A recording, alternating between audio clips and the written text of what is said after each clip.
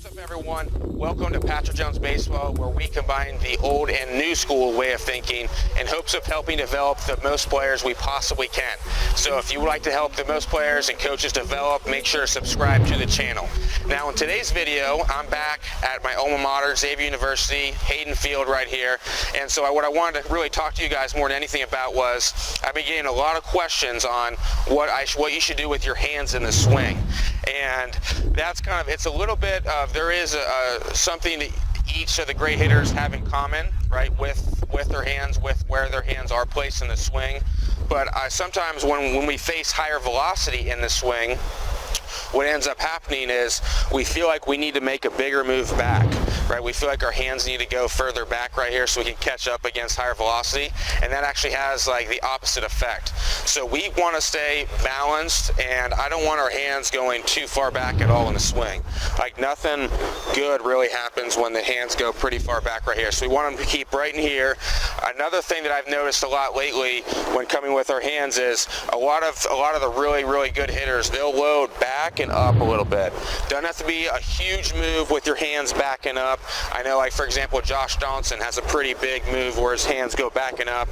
I'm not saying you have to have that, but all of the best hitters that I've seen, their hands do go back and up just a little bit. And what that does as well is it helps activate their back scap. Now, that's very important because we need to create tension in our shoulders so our shoulders don't fire at the exact same time as our torso. And I've seen that happen a few times. I can see that using K-Vest, where your shoulders are never really held back by anything if you don't ever load into this back scap. So make sure that back scap is activated. I'm not really one of those people who really says you have to have your hands in a certain position, really high, low. Like I said, I just want it to be where we go back and up a little bit.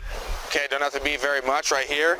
And when the front foot lands, right, we want to make sure we're in a power position right here. So our barrel is up when our front foot lands. And what that's going to do is we're going to be able to create bat speed rearward, right, behind us.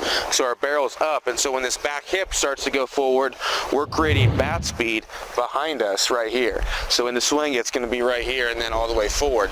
So that's going to be very efficient. The most efficient that I've seen from all the great hitters that I've studied is making sure by the time our front foot lands, whether our hands are up here, down here, most hitters will be in this general area. I just want you to make sure we're not too far back in this general area right here.